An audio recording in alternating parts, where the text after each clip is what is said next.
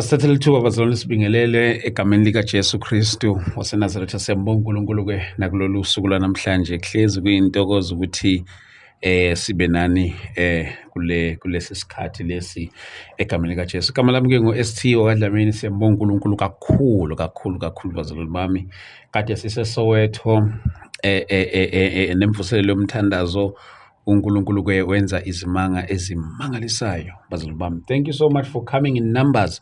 Siyambonga kakhulu uNkulunkulu kakhulu bazalwane bami egameni likaJesu Kristu waseNazaretha. Nangomhla ka-25 sizobe silaphana eSoweto futhi eDlamini multipurpose siyobe sikhona khona laphana bazalwane bami. uNkulunkulu siyamkholwa kakhulu ezobe khona amadoda kaNkulunkulu laphana kuleya ndawo. Sisemsebenzini wenkosi egameni likaJesu Kristu waseNazaretha. Siyabonga kakhulu bazalwane bami. Namhlanje-ke niyazi nani ukuthi masuke sihlangene la kule ndawo sisuke sizokwenza into ekanje, but-ke before siqale ishow yethu ngizothanda ukuthi senze kanje egameni likaJesu Kristu waseNazaretha, then sivele singene khona ngqo. Alisekho elinye ithuba yilo lona leli yes.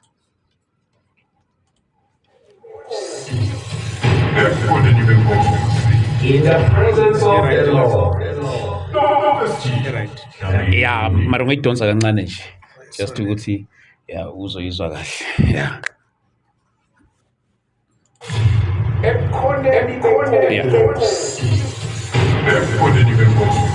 In the presence of the Lord.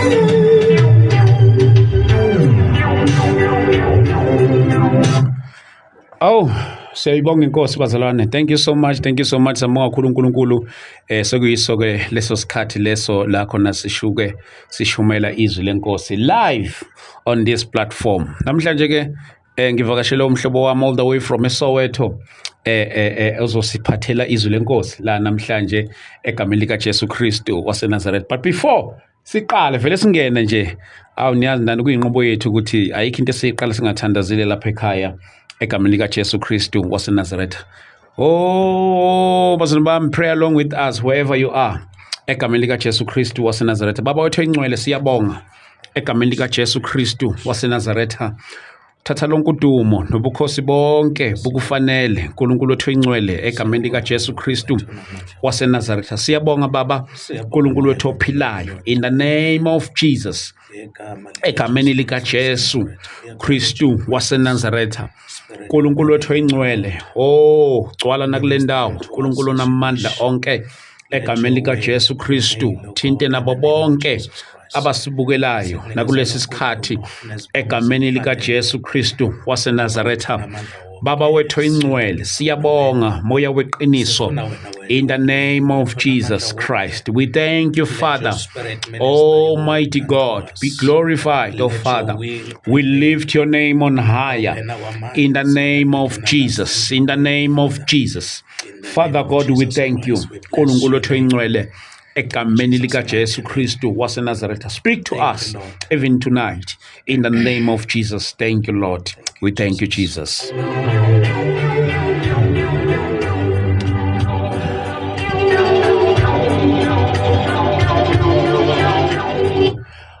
Angisezungimosha isikhathi-ke bazalwane bami, sizovele singene straight ezwini likaNkulunkulu egameni likaJesu Kristu waseNazaretha. Siyayibonga inkosi kakhulu bazalwane bami, kubona bonke abantu abasijoyinile la abakhona.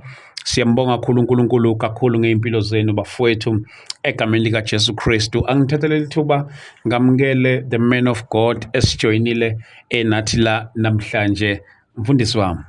Baba Dlamini. Hey, ekugcineni. Finally, baba. Siyambonga kakhulu mfundisi wami. Thank you so much man for coming. Siyabonga kakhulu. Usibekele lesi sikhathi ukuthi uzoba nathi la namhlanje. Before singene ezwini kaNkulunkulu, mhlawumbe nje ngingathanda nokuthi nabaqala ukubona mfundisi wami egameni lika Jesu usiphe the introduction before sizongena straight ezwini likaNkulunkulu. Asibingelele baba Dlamini. Thabani ST Media kakhulu egameni lika Jesu. Yes sir. Nababukeli bonke nabalaleli bonke be-ST Media egameni lika Jesu. Ngumfundisi Mahoba ke ngaphansi kwaMphostoli uMbatha lapha eSoweto ngaphansi kwebandla elibizwa ngeFaith Amplifier Center. A church that brings light and change to all nations. Wow. Selapha ezone 6 eDlamini. Opposite Sasol Garage kunesikole ekuthiwa iNkonjane Primary School. Yes. Yes, I'm a junior pastor lapho baba. Wow, Vandis, siyabonga kakhulu man of God. Thank you so much man. Without any waste of time, ngizovele ngithanda nje mfundisi wami sivele siqonde straight to izwi likaNkulunkulu. Lokhu uNkulunkulu akuphathise khona namhlanje sizwe usondle emphefumulweni yethu ngezwi lenkosi namhlanje. Madoda ubuya lapha kaMphostoli uMbatha lapha sikhona khona last week. Yes. Lapha etendeni emvuselelweni yomthandazo. Umphostoli wayivula ngamandla amangalisayo. Siyathuka thina sithi umphostoli washumayela kangaka uthi hayi bekuyibreakfast. Breakfast. He says lunch. Uthi says nesapha. But no, that revival mhlawumbe mfundisi wami, just to recap a bit nje kule mvuselelo, yazi sibona uNkulunkulu esebenza kakhulu from day 1 bekumhla ka24 25 and 26 Night prayer 26. Yo umphostoli uMbatha wayivula from day 1, day 2 waqhubeka nayo. Ngikhumbula kahle kakhulu ke uday 2 yayithi divine exchange. Oh my God. Yabona ku day 1 wayikhuluma ngenkemba. Oh yes, uday 1 kwakuyinkemba. Yes. SKB inkemba kaHazaeli uzothola inkemba kaJehu. Obalekele kaJehu uyothola Elisha. Ayusika my God. And then ku day 2 wathi divine exchange. Maqede kune prayer sazokwamukela umprofeti uMthethwa. The man prophesied kakhulu, prayed for people kakhulu. Simbonela kakhulu uNkulunkulu bazalwane. So ngibonile kabazalwane bayicela bathi hayi no ngeke awungapheli unyaka engaphindanga. So we'll announce the date maybe somewhere in November, maybe towards the end, we'll see. Ngoba sizoqala lapha na eDlamini, and then bathe hayi sicela ukubuya kuyona le venue. Ngoyena sicela yes kuyona le. People traveling from all over. Man. From Botswana, Durban. We have seen people traveling from all over the country. Eastern Cape, laba besuke East London, Northwest everywhere. uNkulunkulu simbonge kakhulu bazalwane. Yazi it takes God ukuhlanganisa abantu abasuke endaweni ezikude kangaka, ngoba noma ungayipresenta kamnandi into yakho uthi hayi kuyobe kwenzekala lokho akubaniki i-guarantee yokuthi bazoza. Kubiza uNkulunkulu nje ukuthi uNkulunkulu ayidonsela abantu bakhe bayizele. Ngoba ayikho into ongayithembisa abantu ukuthi hayi wozani lizothola lokhu. Kodwa uNkulunkulu wabenza babona isidingo, bona ey'nhlizweni zabo bafika. And into engiyithanda kakhulu ukuthi into abayihambelele bayitholile. Mfundisi wami, singene ezwini likaNkulunkulu egameni lika Jesu Kristu waseNazaretha, sizwe lokhu inkosi ekubekile kuwena namhlanje. Amen. Asibonge baba Dlamini. Let us just go straight to the word of God. Yes sir. Ngithanda ukukhuluma ngalesi sihloko lesithi the importance of growing and knowing the Lord. Yabona, because siphila kwesinye isikhathi Dlamini, we cannot deny ukuthi baningi abafundisi. Yes. And ngakufunda lokhu Dlamini ukuthi Matthew 7:21 uthi not everyone who says to me Lord, Lord will make it to the kingdom of heaven, but only those who do the will of my Father Yabona? Uthi many will say to me on that day, Lord, Lord, we prophesied in your name. In your name we cast out demons. In your name we've performed miracles. Uthi I will tell them plainly, I never knew you. Away from me, you evildoers. Because ayikho into ebalulekile Dlamini njengokuthi umuntu enze intando kaNkulunkulu. That's right. Yabona? Titles azisho lutho Dlamini. That's right. Siphila kwi-generation yama-title without unctions. Yabona? Without unction. Yeah. Kune-title but the-unction yona engekho.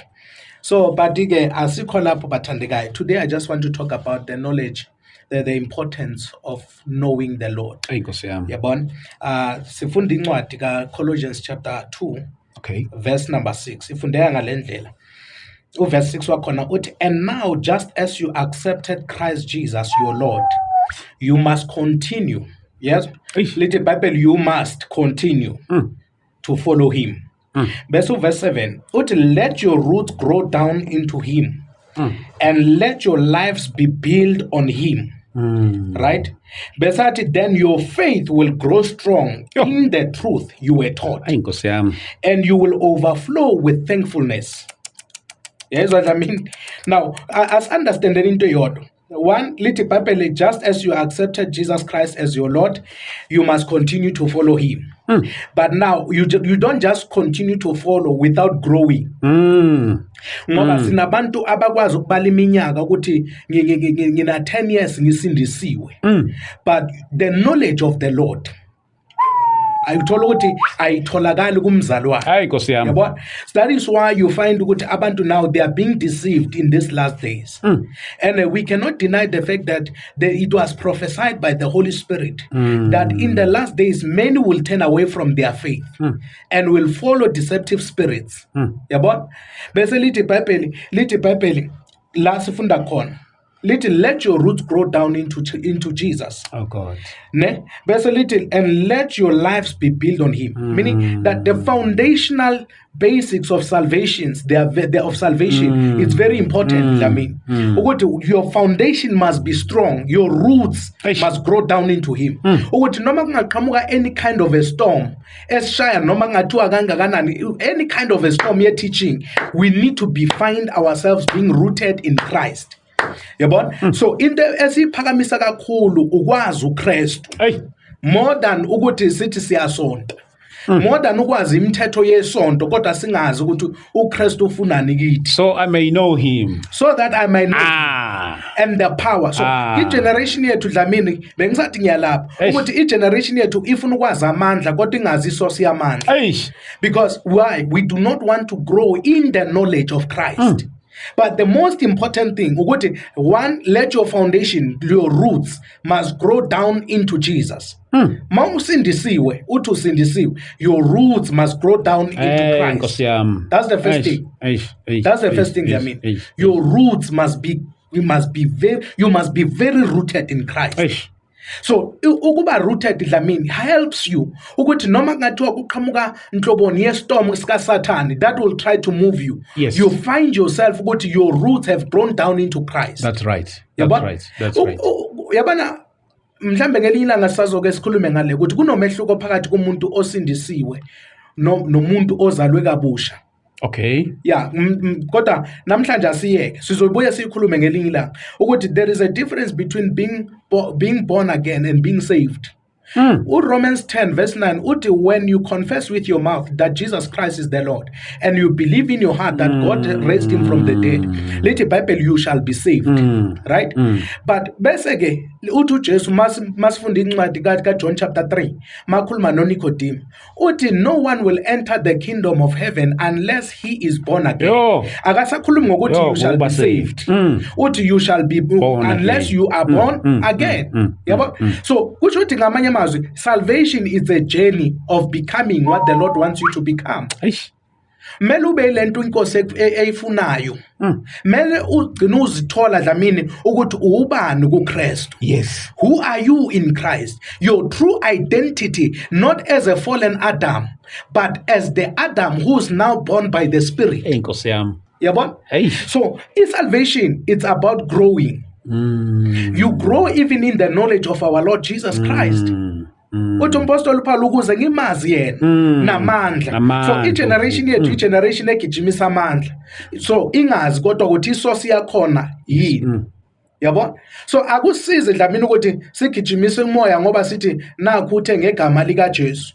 Kodwa uthola ukuthi lo moya akuwona umoya kaNkulunkulu. Yes. Because kuyenzeka Dlamini ukuthi umoya okungasiwona umoya kaNkulunkulu ukhuluma imessage right. Yo. Kodwa uthola ukuthi umoya wrong. Eish. So into ezosiza abazalwane ukuthi bakhule kumazini uKristu. Hey Nkosi yami. Yabo? Uthi umpostoli uPaul now. Uthi umpostoli uPaul, then your faith will grow strong and let your lives be built on him. Right? Meaning that your salvation must be based on Christ. Hayi phezu kwezinto eziphathekayo. Yes. Ukuthi umzalwane ukhulile ubona ngokuthi umzalwane angayikhonzi inkosi because ukhona ekwenzile. Yes. But imkhonza ngoba iunderstand ukuthi ubani. Ubani uKristu kithi. Hey Nkosi Yabo? yami. Lithi iBhayibheli, let your lives be built on him. So meaning that isisekelo sempilo yakho Dlamini akusizwe imoto onazo. Yes. Isisekelo sempilo yakho akusiyimali. Isisekelo sempilo yakho akusumsebenzi osebenzayo. Kodwa uKristu himself, because why? Your lives are built on Christ. So each generation yethu uthola ukuthi their lives are built on things, material things. So noNkulunkulu uma bemkhonza bamkhonza based on izinto abanazo. Yes. Yabo? Yes. And they don't have an understanding Dlamini ukuthi uSatan is very strategic. Once he senses and he sees that impilo yakho yakhiwe phezu kwezinto nazo, the things that he does, he will come and destroy izinto because he knows ukuthi makanyakazisa izinto unyakazisa uthando lwakho kuNkulunkulu. Hey Nkosi yami. Yabo? The Bible says where the treasure of a man is, there lies his heart. So ngathi singabuza igeneration yethu ukuthi where is your heart? Where is your treasure? Because where your treasure is, there lies your heart. Yabo? So uSathane uyazi ukuthi okay abazalwane bamanje kumele ngifrustrate ama finances ukuze bamthuke kahle uNkulunkulu. Hey Nkosi yami. That's the strategy kaSathane ukuthi I'll only frustrate ama finances, I'll only frustrate imshado yakho, and you will see ukuthi bazomthuka kangakanani uNkulunkulu. Isekhona yini generation engameli iqiniso ime noNkulunkulu not because of khamba kahle. Yabo? Namhlanje abafundisi bayathwala bathwaliswa into eyiningi ukuthi they want fame, they want money. Eish madod. Because why? Their lives are not built on Christ. Yes. Yes. But if your life is built on Christ, ngisho noma ngathiwa kwenzakalani, we have an understanding ukuthi one thing uthi Jesu in the book of Matthew chapter 10 uthi I did not come to bring a peace on this Aye, earth, my God. but I came to bring a sword that will separate a father and a son. Yo. Are you willing to lose your family for the sake of Christ? Yo. Yabo? Kuba ngathi masishumayela leli ivangeli bafethu as compromise evangelini irrespective of the situation. Yeah. Yeah. If you want to grow in the knowledge of Christ, ufuna ukumazi kangcono uKristu, don't compromise. Ungacompromisela ifamily, ungacompromisela abangani, ungacompromisela ama colleagues. So i-generation yethu ile generation Dlamini engaziwa nokuthi isindisiwe emsebenzini. Siyayifihla insindiso yethu. But uthi uJesu onamahloni ngami phambi kwabantu. Nami nyoma namahloni naye phambi kwababa esukwini. Yabo? But how have we grown? Sesikhule kangakanani Dlamini ukuthi to a level whereby we cannot even stand for the gospel of Jesus Christ. Namhlanje ivangeli linhlekisa because abazalwane they are not taking serious their salvation. That's correct. Yabo? Nasefamilini kuyaziwa ukuthi lo uyazi ukuthi ubhanqa kokubili. Ukhothama kwi-altar lamadlozi, ukhothama kwi-altar likaNkulunkulu. You see? Because why? Our lives are not built on Christ. But uthi umpostoli Paul, then your faith will grow strong. Once you let your roots grow down into Christ and your life is now begin to be built on Jesus Christ, then your faith will grow strong in the truth you were taught, and you will overflow with what? Thankfulness. Yeah. Yabo? Because uzobona isandla sikaNkulunkulu kukho konke. Because your roots are now deep into Christ, your life is built on Him, and now you are growing. Your faith is growing stronger. Yes. Because your faith must be strong. Your faith must be strong. Yeah. That one thing that the devil is after is your faith. Yeah. Uma ekhuluma no Peter, uthi Peter, the devil is looking for you a way to sift you like wheat. Yes. Bese uthi, but I have prayed for you that your faith may not fail. Because once kwafail faith, kuba ne-fear, kuba ne-frustration, kuba ne-desperation. Yabona once kwafail faith Dlamini, yazi ukuthi i-fear isingenile, i-frustration isingenile, and i-desperation isikhona. And i-desperation umnyango ovulela amanye amadimoni. That is true. That is why you find out abazalwane, they don't mind ukukhokha imali just for them to get help. Sure. Yabo? Abasenandaba ukuthi isosi yamandla ivelaphi as long as basizakele kule situation abakuyo. But we need Christians who will grow in the knowledge of Jesus Christ. Know Jesus ukuthi he is still able, even if isimo singahambiselani nendlela ofuna ukubona izinto zihamba ngayo. Hey Nkosi yami. He is still capable. Lithi iBhayibheli lokungenzeki kubantu kuNkulunkulu kuyenzeka. Yabo? So asimthuka uNkulunkulu because of naku sesibhekene nestorm. We do not even quit our faith because of naku sibhekene nestorm. Yes. Yabo? Yes. Uthi uJesu makangena emkhunjini, in when you read the book of Mark chapter 4, lithi iBhayibheli, let us cross over to the other side. Bangena abafundi, uJesu uyangena naye uyalala ngapha, uyalala emkhunjini. Yes. Kuvuka istorm along the way. Makuvuka istorm along the way, lithi iBhayibheli, abafundi bayaphenika bese base bathi kuJesu, Jesu awukhathali ukuba siyafa yini. Right? Maqeda ukusho njalo uJesu uyabuza. uJesu makavuka uthi, where is your faith? Eish, my God. Because in the absence of faith there is fear. Yo. So abazalwane sinabazalwane who fear because of if fear ekasathani. Awukwazi kuba ne-fear ube ne-faith at the same time Dlamini. Yabo? So uma ukhule enkosini, your faith becomes strong.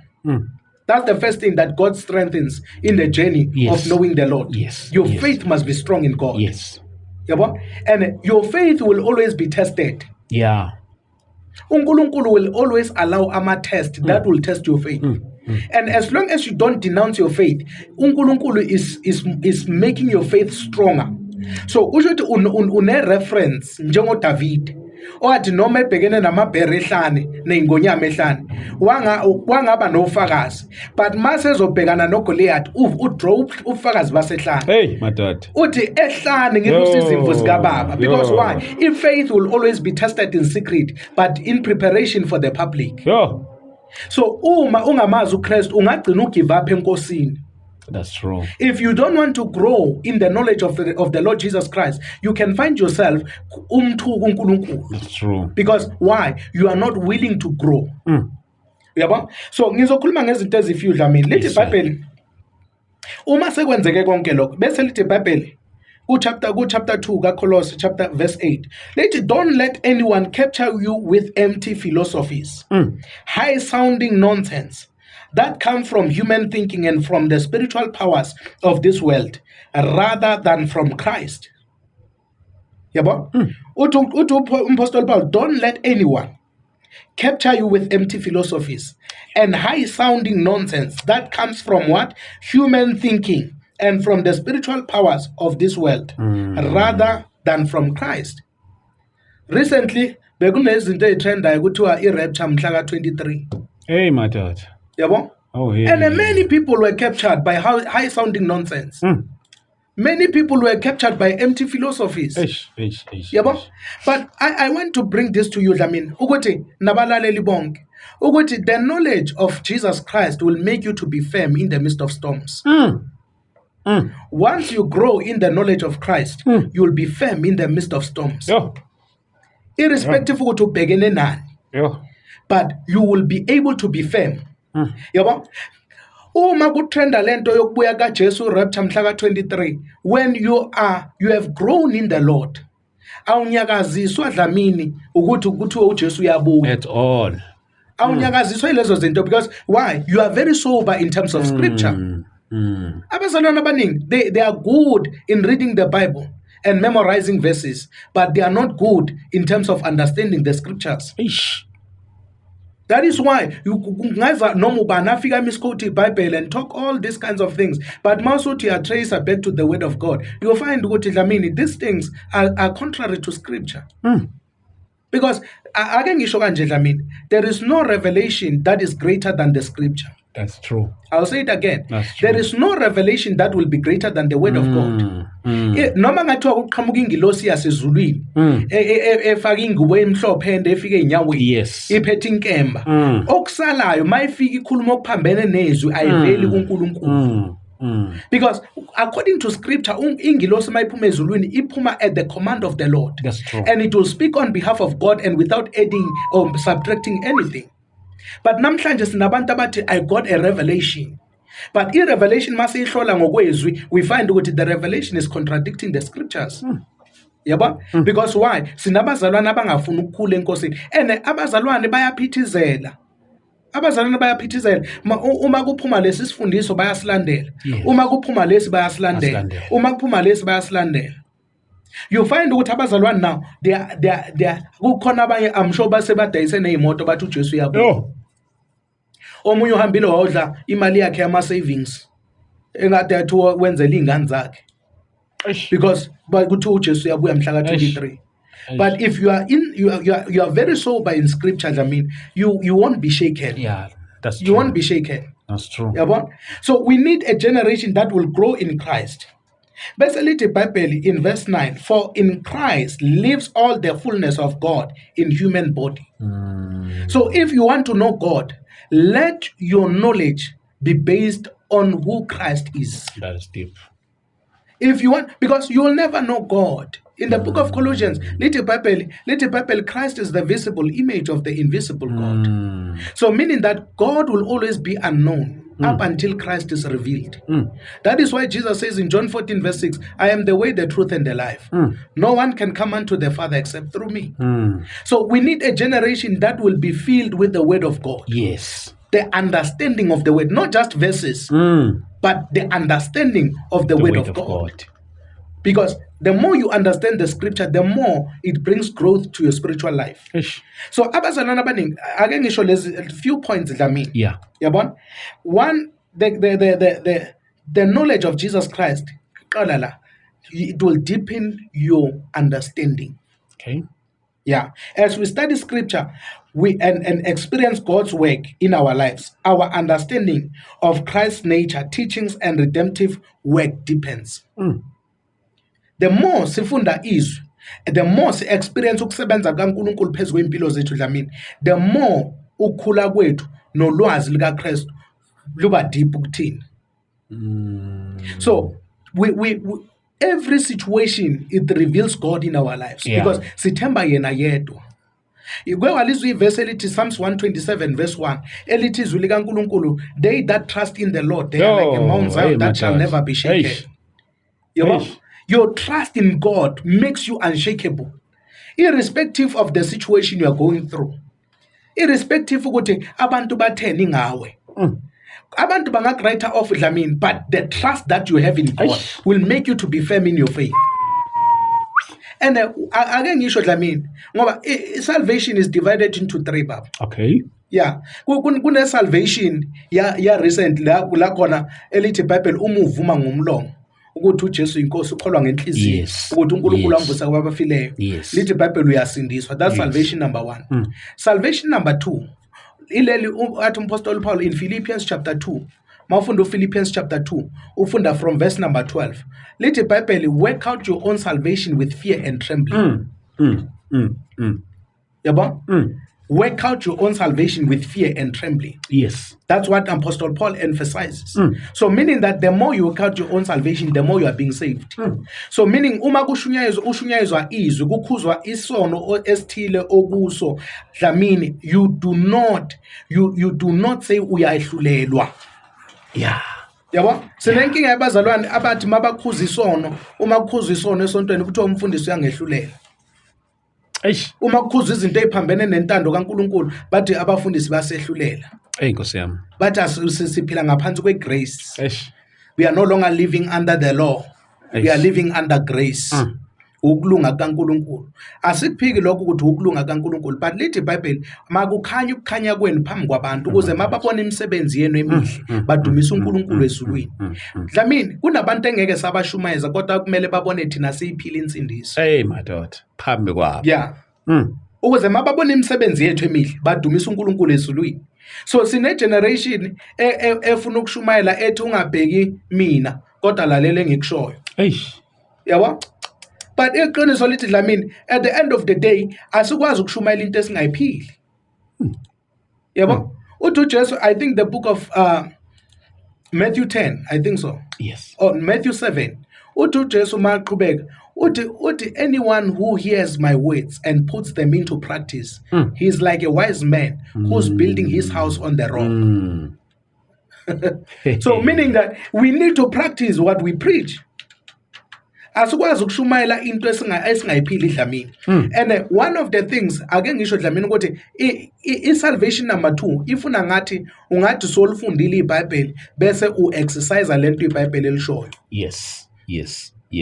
U-exercise lento iBhayibheli elishoyo. Awukwazi ukuthi uthi usulufundile ivesi, because one of the things that makes us to perish is the lack of knowledge. Yabo? Mangikhuluma nawe Dlamini ngathi what is knowledge? Knowledge is the understanding of the information received through the word of God. Once the word of God informs you, you need to have understanding of what it informs you about. Then once you have that understanding, Dlamini, once you understand what is informing you about, then it changes into knowledge. Yes. Iba ulwazi. Yabo?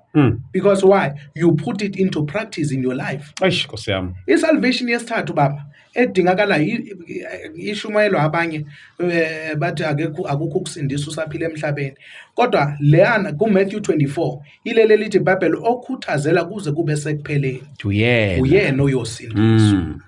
Yabo? But iqiniso lithi asikwazi ukuskipa the salvation number 1 yokwamukela uJesu. Uvuma uJesu ngomlomo wakho, ukholwe ngenhliziyo yakho. Le yesibili yokuthi uma izwi lisola silandela izwi. Uthi uDavide, ngiyakulonda izwi lakho enhlizweni yami ukuze ngingoni kuwe. Eish madoda. It's practical of scriptures. You practice scriptures. You do. Kuba nzima lithi iBhayibheli, training, physical training is good, but training for godliness is much better, with benefits in this life and in the life to come. Yabo? So, in other words, Dlamini, we need a generation that will put scriptures into practice. Yes. That is why there are people who don't believe in the power of God. True. Because they believe the Bible is just a storybook. That is why we find nabantu abangakholwa belifunda iBhayibheli and they want to explain scriptures to us. Yabo? Mawungena ku TikTok Dlamini, kunama debate, abazalwane ba debate nabantu abangakholwa ngeBhayibheli. True. iBhayibheli lokudebate noma iBhayibheli lokushunyayelwa. Eish. Mina ngisadebate Dlamini, ngingenile kakhulu ku TikTok ngabathola be debate ngacorrect ama error la uNkulunkulu angisize khona. Ngisho ukuthi ngiperfect, but in terms of scripture Dlamini, we need to be sober. Yeah. Irrespective ukuthi wena ukafiki to a certain extent, you need to know ukuthi isono isono. eBhayibhelini futhi ngeke kwashintsha. Uma ethi uNkulunkulu ibani ngcwele ngokuba nami ngingcwele, iBhayibheli liyoma lapho. That's the word of God. Iqiniso angeke lashintsha. And Dlamini, iqiniso eli overemphasized, it becomes a lie. Yabo? Siphila kwi generation la khona they are overemphasizing the grace of God. Kube ngathi the grace of God is a license to sin. Eish. Because abantu they don't want to live according to the word. Yabo? They find ways to manipulate iBhayibheli. So asikwazi ukuthi sizotshelwa abantu abangakholwa ngeBhayibheli. Yes. No bazalwane, yabana leyo Dlamini mele sisho mfuthi kugcwala umlomo singasabi lutho. We need to be frank. We need to be very frank ngayo. To say Dlamini asikwazi ukutshelwa abantu abangakholwa ngeBhayibheli. Yebo iBhayibheli litholakala kuzo zonke izitolo la ufuna ukulithola khona ulithenge nawe futhi abakubuza ukuthi umzalwane noma wini. Lithenge kodwa ungafuni ukuthi ufuna ukusichazela ngeBhayibheli ungakholwa. Nkosi yami. Yazi why ngisho njalo Dlamini? Lithi iBhayibheli bonke abaholwa umoya oyingcwele bangamadodana kaNkulunkulu. Yes. iBhayibheli is not just a book. Yabo? When you say such truth, abantu they want to come and bash you and crush you Google social media platforms. But iqiniso ukuthi iBhayibheli is not just a book. It's not just a book. When you read Luke 24 verse 45, little iBhayibheli, he opened the minds of the disciples so that they can understand the scriptures. Not to know, to recite the scriptures, not to memorize the verses, Yes. but to understand. Yes. So umuntu ongakholwa i-understanding uyithathaphi Eish. because inkosi yodwa enamandla dlamini okuvula iy'ngqondo zethu ukuze si-understand imbhalo. That's true. Kumele abazalwane baqonde umbhalo ngoba if you don't have understanding of scriptures you'll be deceived in verses. Because no Satan quotes the Bible. Satan makafuna ukukhohlisa igeneration yethu dlamini, He will use the Bible. he will use the Bible. Uma uSatan wakhothi uPsalms 91 ewukhothela uJesu, who are you? Eish. Ubani wena ukuthi uSatan ngeke akudeceive ngesu? Do we understand the scriptures? Do we have the knowledge of the Lord Jesus Christ? Are we really growing into the knowledge of Jesus? Do we know who Jesus is? Yabo? Eish. Kusanabantu ifaith yabo iyantengantenga namanje uma bengathi nje uJesu umJuda owafela amaJuda. Uzotatazela na uthi kodwa ngoba ngimnyama ngumsuthu mina noma ngumtswana noma ngumtsonga ufuna yabo, because uSatan will always make sure that your faith is not stable. He doesn't want your faith to be firm and strong in the Lord. So he will always bring these people who come with high sounding nonsense, empty philosophies that comes from human thinking and from spiritual powers. Kunabantu dlamini ku TikTok mangabalalela bekhuluma ngeBible and criticizing the Bible, you will tell ukuthi lo muntu akasasebenzi yedwa kunemimoya emsizayo. Yeah, ne. Eish. So once I come across that person, I just discern with okay, lo sengene deep. Yabo, discernment is very key. Eish. Discernment is very key. Eish. Because discernment is not differentiating between black and white. It's differentiating between white and white. Because uSatan mageza lithi iBhayibheli akumangalisi ukuthi usiguqulisa ingilosi yokukhanya Yes. kanye nezikhonzi zakhe. Yes. He's masquerading himself as an angel of light. Yabo? So uSatan magafika, that is why there are people who met foreign spirits dlamini. And bazela nama revelation angaveli enkosini. That's true. Yabo? And I've seen with ama revelation amaning are questioning the integrity of God's word. And they bring division. They bring division in the body of Christ. Angeke sakuphika dlamini ukuthi uJesu uyabuya. Kodwa in terms of dates akwambulwanga eBhayibhelini. Yeah. No, Jesus himself said, I don't know the day. Asikwazi dlamini sithi he's not the son of man that he should lie, nor repent from his way. Bese sibuye thina sizomphikisa futhi. No. We need a generation that is sober in terms of scripture. That's true. So in growing in the knowledge of Jesus Christ, it needs the deepening of what? Of understanding. Number 2, spiritual maturity. Yeah. It leads to spiritual maturity. Maskuluma spiritual maturity, sikuluma growing in the knowledge of Jesus Christ. That leads to what? Maturity, and characterized by faith, Yeah. obedience, and Christ-like character. Yeah. Yeah. Yabo? Uthi umpostoli Paul akhuluma noTimothy uthi be an example to all the believers. Yeah. In speech, in conduct, in faith, in even the most important thing, you be an example Yes. to all the believers.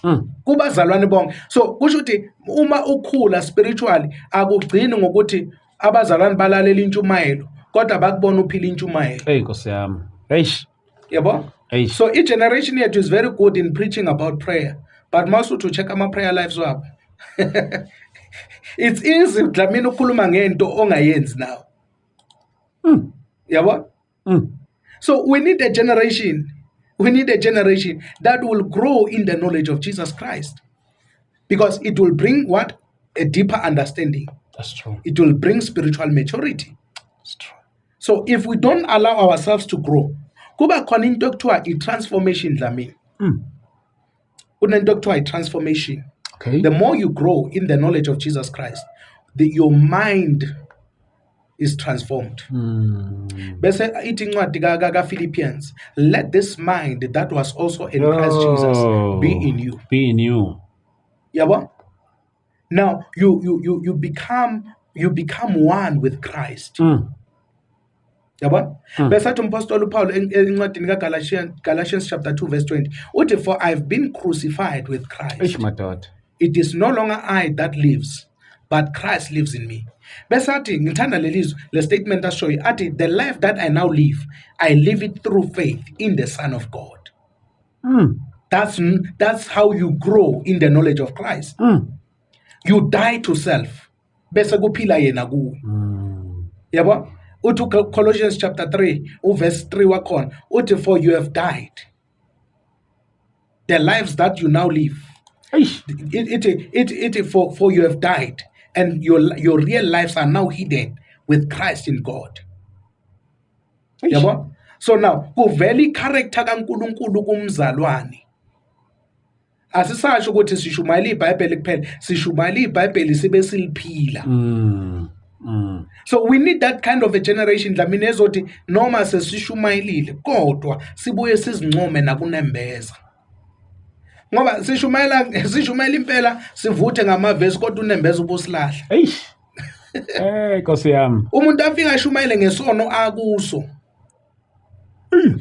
Athi ukuthi nokuthi abazalwane bayenza no1 no2 no3. Kodwa ngaleso sikhathi kwayena is hooked into the very same sin. Because preaching about sin doesn't liberate you from it. Ukushumayela ngobufebe kanti uyafeba nawe akusho ukuthi uzokhululeka noma idemon lobufebe lezobaleka. Nkosi yami. Kunalokho it will oppress you even more. So that is where now we need to be honest with ourselves. Yeah. Who are we in our private spaces? Who are you? Udlamini uwedwa nje. In your secret space. Uyayiphila yini insini? Madoda. Because okuningi dlamini kuyovela at the end of the day. Noma singakufihla kangakanani sathi uyabona futhi ngiyengisho ngithi asikho isono esiyingozi njengesono esingaziwa umuntu. Ngoba uSathane, the gifts of God and the callings of God are without repentance. Yeah. Uzoqhubeka uoperate ngegift kodwa umoya ongcwele esethulile kuwo. Sure. Lithi iBhayibheli ningamcima umoya ongcwele nabekwa uphawu ngaye. So kuyenzeka dlamini ukuthi usebenzela uNkulunkulu kodwa awusekho kwiposition kaNkulunkulu. Nkosi yami.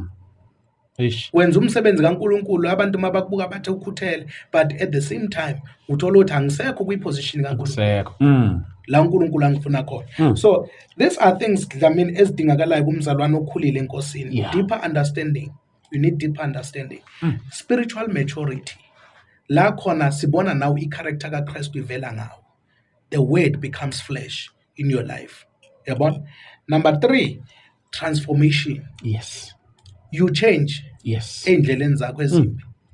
Repentance. Iyaphiwa ke kwi-generation yethu. Uma urepenta uyazithuka uJesu sewakuthethelela. So kumele uthi vele uthi ngokulunga kaNkulunkulu ngisho uvuke esonweni. That's our generation. Why? Empty philosophies, high sounding nonsense that comes from human thinking and from spiritual powers of this world. uSathane akanandaba. uSathane can offer you anything dlamini in order for you to umkhothame. Yeah. So the last one, intimacy with God. Intimacy with God. Yabo yenzeka dlamini ukuthi usebenzela uNkulunkulu kodwa you don't have that time with God. You don't have intimate relationship. Nkosi yami. Yabo kuseli identity nje ukuthi sik-identify as a man of God. Nkosi yami. But before God you are no longer considered to be a son. Sewabizwa the prodigal son. Nkosi yami. Indodana yolahleko kade walahleka before the presence. Yabo indodana yolahleko akulahlekanga i-identity of a son, but kuwaba khona igama eli-edwa kwathiwa prodigal son. So unomehluko. He's still a son even ekude nobaba, kodwa iqiniso lithi he doesn't have that intimate relationship with him anymore. Intimacy is very important. Ukuhlanganyela kaMoya Ngcwele kubazalwane masingamthatha uMoya Ngcwele. That is why uthola ukuthi umzalwane okholwayo uthi una 50 years ekholwa kodwa ngaleso sikhathi makhuluma uMoya Ngcwele athi kwafika into yathi kimi Nkosi yami. babiza uMoya Ngcwele ngento. Why? We don't want to grow in the knowledge of Jesus Christ. The more we grow, the more we know who the Holy Spirit is. and we come and speak boldly and say, the Holy Spirit said to me. Abazalwane bamanje bathi into kunento efike yathi. Into yakuphi yona leyo? Umzalwane umoya ngcwele amnikeza i-direction athi ungaphumi ngapha. Ngizwe ngento nje. Aphume ngale ndlela umzalwane athi mafika abanjwe inkunzi, mase banjwe inkunzi bese kuthiwa yazi kukhona into efike yathi ngangayilalela, because we don't have that intimate relationship with the Holy Spirit. But Dlamini ngaphezu kwakho konke asiphakamiseni uJesu ngaphezu kwakho konke. Ibandla lanamhlanje malikhule emfundisweni zikaKristu. Mangathi prophetic service kugcwala abazalwane abafuna iprofeto, but mangathi Bible study abazalwane they are nowhere to be found. Because why? Abazalwane be-microwave, abazalwane abangazwani nokukhula enkosini. So that is why bahamba nanoma umuphi umoya, noma umuphi umoya obaholayo ofikayo bahamba nawo. But the most important thing is to grow in the knowledge of Jesus Christ. Yeah. Naye enye into Dlamini. Yes. Ake ngifunde leli verse. Yes. 2 Peter chapter 3 verse 18. Yes. But grow in the grace. Number 1, lithi Bible, grow in the grace and the knowledge of our Lord and Savior Jesus Christ.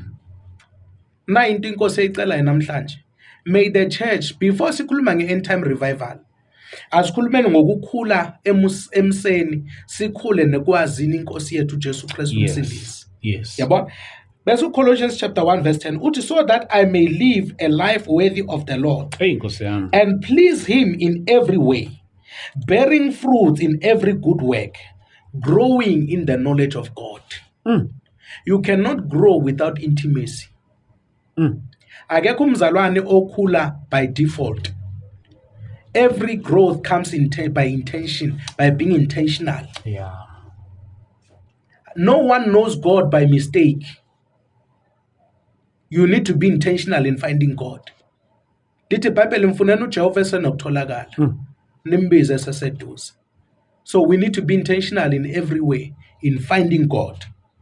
Philippians chapter 3 verse 8, I consider everything a loss because of the surpassing worth of knowing Jesus Christ, my Lord, and know him, yes, to know the power of his resurrection and the participation in his sufferings. So kushuthi sizoba nazo inhlupheko esibhekana nazo Dlamini. The more we grow in the Lord, there'll be what? There'll be persecutions. Yeah. Because any man who wants to live a righteous life and a holy life will be persecuted.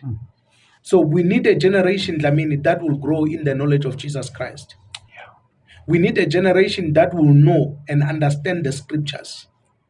Not only know ukuthi Philippians chapter 3 uthini, or Philippians chapter 1 uthini, but we need a generation that will have an understanding of the word of God. Yeah, what? When you read the book of Matthew 13, it talks about the parable of the sower who went out to scatter the seed on the field. But imbewu yawela endaweni ezingafani, yawela kuma grounds angafani, emhlabathini ongafani, enye yawela edwaleni, enye yawela by the wayside, enye yawela, yabo. So in different soils. And Maucheka, the intention of Jesus Christ teaching that parable, or talking to the disciples about that parable, it was for Jesus to emphasize the importance of the word of God and understanding the word of God, because it is only when the word of God falls upon a fertile soil that it will be able to multiply. Yeah. Umbuzo uthi izwi lanamhlanje silishumayelayo sebashunyezwe kakhulu abazalwane, bashunyezwa with all kinds of things, but the question is, do we understand lezi zinto esishunyezwa zona? If we don't understand, how are we expected to understand if we don't attend Bible studies? Abazalwane abazwani nama Bible study, abazalwane abazwani ne-prayer. Mawuthi prayer service abezi, mawuthi Bible study abezi, kodwa mangathi prophetic service, kunomprofethi othile ozayo, kuyogcwala ngathi Dlamini uyozufunge nawe uthi hayi abazalwane sebekhulile enkosini. Kanti no, it's not growing. They are just babies, but they are disguising themselves ngeminyaka ukuthi ngina 10 years ngisindisiwe. But masuthi where are the fruits of 10 years? They won't show you. So Dlamini ngaphezu kwakho konke baba ngivala ngamazwi athi there is nothing that is so important than growing in the Lord. Ayikho into ebaluleke ngaphezu kokuthi ukhule enkosini. Yabona? Ngizofunda leli verse lokugcina Dlamini. Okay. Bese siyathandaza baba. Yes. Because ngifuna ukuthi abazalwane have understanding ukuthi no one is assigned to grow on your behalf. Eish. Wonke umuntu uyazikhulela enkosini. Yabona? Asifunde Ephesians chapter 4 from verse number 11. Let the Bible now, these are the gifts Christ gave to the church. The apostles, the prophets, the evangelists, and the pastors and teachers, right? Their responsibility is to equip God's people to do his work and build up the church, which is the body of Christ. Now, verse 13, this will continue until we all come to such unity in our faith and knowledge of God's Son. Right? The most important thing is to come to unity of faith. Ukuthi noma ngathiwa ukhonze shukushukuma ministry international mina ngikhonza le KFC ministries kodwa our faith must be united based on the teachings of Christ. Even ekumazini uKristu we need to come to such unity. We need to be united even in terms of in terms of knowing Jesus Christ. So noma ngathiwa umzalwane usuka la uya ebandleni lika Dlamini ngiyazi ukuthi uyothola lento esifundisa la. Yes. So angeke salwela amahamente if the faith is one. Yabona? Ngeke salwela ukuthi usibanibani uphumile la waya esontweni lika sibanibani because why? The faith is one. The knowledge of Jesus Christ is one. We are united. But as long as there is still division, Dlamini ngalendlela okune division ngayo, just know ukuthi sizohlezi sibatshela abazalwane ukuthi not every church is a church of God. And without being apologetic. Without fear and compromising. Not every church is a church of God. La uzofundisa uMusa ukuthi Musa is a license to sin. It's not the church of God. Yeah, you are in the shrine of the devil. Yabona? So, let's Bible verse number 13. This will continue until we all come to such unity in our faith and knowledge of God's Son that we will be mature in the Lord. Yeah. Maturity. Yeah. In Mangbala the 4 points. Yes. Right? Unity, maturity as well. We will all mature what? In the Lord. Measuring up to the full and complete standard of Christ. Yabana kunabazalwane angeke ngikhulume nalabazalwane abathi ngingcono nginosibani. Your standard is not umzalwane, is Christ. Kunabazalwane who are justifying izono zabo ngezono zabanye. Ngicela ukusho ukuthi your standard is Christ, it's not abazalwane. Awukho ngcono. If you compare yourself to Christ, you will know ukuthi awukho ngcono ngalutho. Yabona? Asingafuni ukuthi sigcine siye esihogweni siso ukuthi sifike sazicompare nabantu. Umzalwane khule enkosini. Yeah. Let it be personal between you and the Lord. Yeah. Salvation is personal, Dlamini. Ayihambi ngefamily, ayihambi ngokuthi umndeni wakho. Yabana ngabe kuthiwa ipolice, ngabe sabajoinela nemndeni yethu engafuna ukusindiswa. But akuyona uma singcwabisane lo la sizovele sikujoinela ungazi. La it's a personal thing. So even your growth is personal. So may our generation grow to the knowledge of Jesus Christ and mature in the Lord. We need Christians who are matured in the Lord. Yes, Lord. Yabona? So now, uti verse 14. Then we will no longer be immature like children. Yabona? We won't be tossed and blown about by every wind of a new teaching. We won't be tossed and blown by every wind of a new teaching. Abazalwane balandela noma yiphi teaching. Bakavuka manje kuthiwa uJesu uyabuya mhla ka20 banibani. Bayashintsha manje kuthiwa October. Yabo? Akuseyona uSeptember seku October. And abazalwane they will still fall victim of these things. Because why? They are not maturing in the Lord. They are children and being tossed about and blown about by every kind of a new teaching. Yabo? Bese angivale ngalamazwi. Bese it we will not be influenced when people try to trick us with lies. So clever that they sound like the truth. Kunamanga I mean kunamanga azwakala ngathi iqiniso. And if you are not careful and you don't have discernment, you will fall for the trap of the enemy. You will fall for that trap.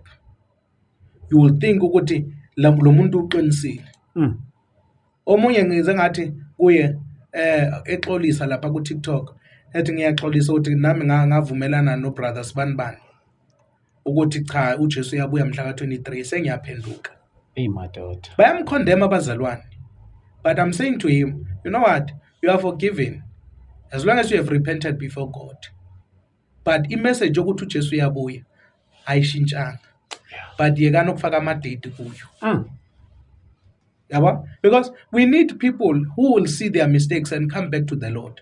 That's the most important thing. I mean, when one soul repents, there is joy in heaven. So sifuna ukubona abazalwane bebuya to the truth of Jesus Christ. We want to see Christians coming back to the knowledge of Jesus. Yabo? We don't condemn them ukuthi benzeni benzani. No twele isakhona a way out. No hambile Holanda lento kuthiwa inabungozi kanti inabo ubungozi.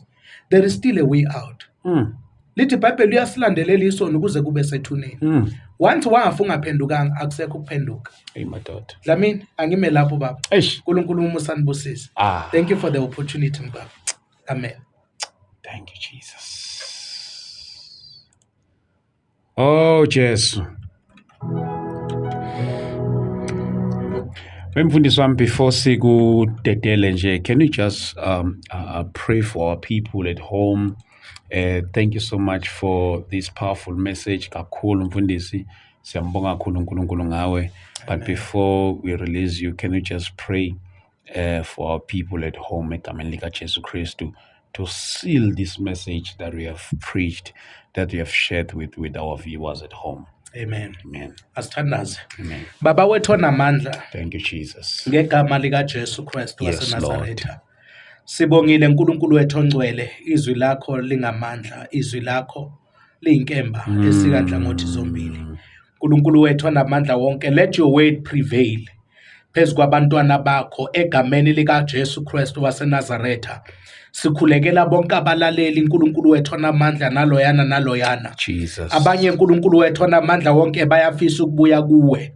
uNkulunkulu wethu onamandla wonke siyathandaza. uNkulunkulu wethu onamandla wonke qhubeka wenza umsebenzi ezinhlizweni zabo. uNkulunkulu wethu onamandla baphenduke basindiswe egameni lika Jesu Kristu waseNazaretha.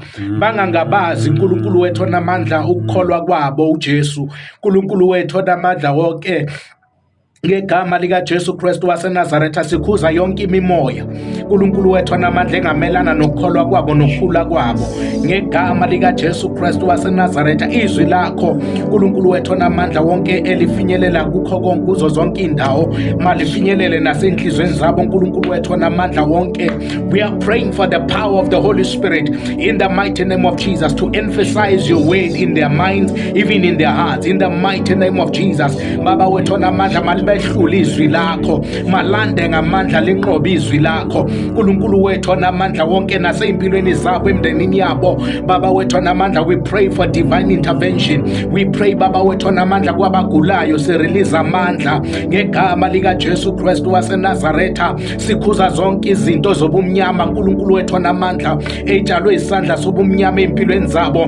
We rebuke the devourer, we rebuke every spirit Baba wethu onamandla that can try to exalt itself above your will. In the mighty name of Jesus, we pull down every stronghold of the enemy in the mighty name of Jesus that can stand in terms of the knowledge of Jesus Christ, that can try to exalt itself in the knowledge of Jesus Christ. Baba wethu onamandla wonke, we rebuke the devourer, we rebuke every spirit of doubt, we rebuke every spirit of frustration in the mighty name of Jesus Christ. Siyadeclare Baba wethu onamandla wonke, izwi lakho liyanqoba kubo. Baba wethu onamandla wonke, wonke egameni likaJesu Kristu waseNazaretha. Zonke izimo ababhekene nazo, Jehova Belparism, uNkulunkulu ofohla njengamanzi amaningi, siyakhuleka fohle empilweni zabo. Intando yakho Baba wethu onamandla yenzeke egameni likaJesu waseNazaretha. Sikhuza zonke ivunguvungu zobumnyama, uNkulunkulu wethu onamandla. We rebuke every sickness nalogulayo, uNkulunkulu wethu onamandla olele embhedeni. Sikhulekela amandla kaMoya Ingcwele ehlele phezu kwakhe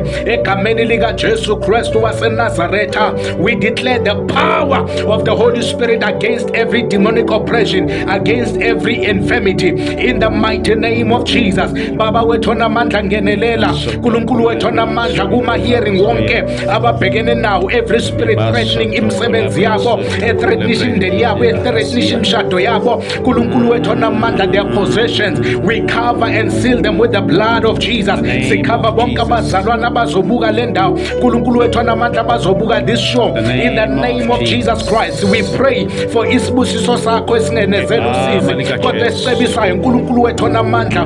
Bless each and everyone ngegama likaJesu Kristu waseNazaretha. We pray for the divine intervention. We pray Baba wethu onamandla ukuthi isandla sakho sibonakale nakulo mzalwane ofuna ugive up enkosini. We pray for new strength upon them. We pray Lord God Almighty for courage. We pray uNkulunkulu wethu onamandla lithi izwi lakho, we can do all things through Christ who strengthens us. Baba wethu onamandla, strengthen them in the name of Jesus to continue in the journey of faith, in the mighty name of Jesus. Every doubt we erase ngegazi likaJesu phezu kwey'ngqondo zabo nenhliziyo zabo. Baba wethu onamandla, every spirit of fear we cast it out in the mighty name of Jesus. We rebuke every powers of darkness involved in their lives in the name of Jesus. Baba wethu onamandla, wonke siyadeclare amadimoni asikhathara imindeni yabo siyawahlakaza egameni likaJesu. Sijikijela inkembe evutha amalanga bomlilo, uNkulunkulu wethu onamandla wonke. We declare the supernatural power. We declare the anointing that breaks the yokes of the enemy. Every generational curses are broken in the mighty name of Jesus Christ. We declare upon them that they are free from every oppression of the enemy, for so that the Son of God has been made manifest to destroy every works of the devil. Every work of the devil in their lives is being destroyed. We declare by the power, we declare by the supernatural anointing in the name of Jesus. We thank you, Holy Spirit. Sinkulunkulu wethu onamandla wonke ukuthi yonke imimoya yobumnyama iyahlakazeka, iyabaleka. Zonke ithunzi zobumnyama, abangalali bayalala, abangasebenzi bayasebenza. uNkulunkulu wethu onamandla, abangezwe endlebeni ziyavuleka egameni likaJesu, abangaboni bayabona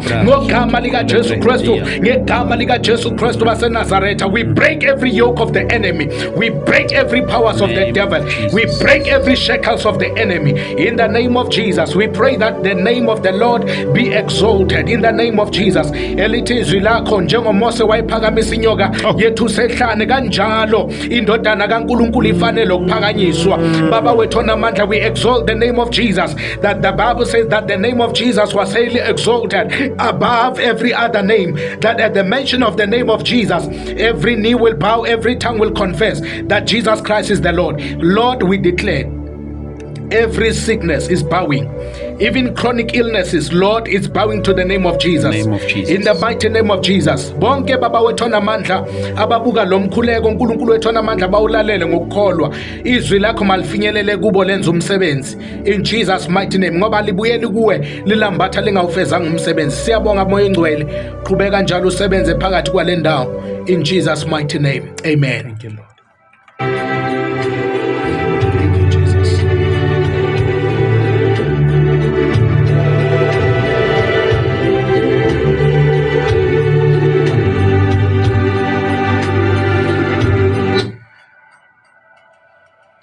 Siyabonga kakhulu mfundisi. Thank you so much, man of God. Thank you so much. Thank you so much for the word. Egameni likaJesu Kristu waseNazaretha.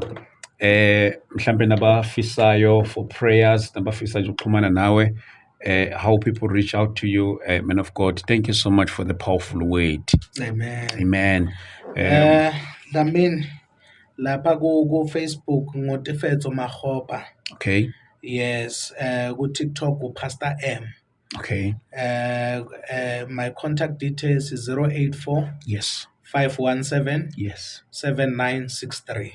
Awuyiphinde mfundisi wami. 084 Yes. 517 Yes. 7963. Thank you so much, man. Siyabonga Dlamini. Siyabonga kakhulu bazalwane. Asibonane lapha eSoweto ngomhla ka-25 October siyobe silapho eDlamini Multipurpose. Yabona nje on your Google Map you can just type Dlamini Multipurpose Hall then izobe siveza ngaphansi eSoweto. Siyambonga kakhulu uNkulunkulu bazalwane ke asibonane lapha na siyobe sinaye ubaba umfundisi Bishop N Ibuthelezi all the way from Pietermaritzburg, baba umfundisi uXaba from Newcastle. Kanjalo no baba Bishop Pierre Chiliza umzukulu wekhehla uJob Chiliza from African Gospel. So besinaye ke indoda endala lapha na egameni lika Jesu Kristu bazalwane. It's gonna be glorious, trust me. Asibonani khona bazalwane. Siyabonga kakhulu ke uNkulunkulu ke anibusise anigcine egameni lika Jesu. Amen. Siyabonga Dlamini. Mfundisi wami. In the presence Siyabonga of man, the what a Lord. word. Siyabonga uNkulunkulu. Dlamini.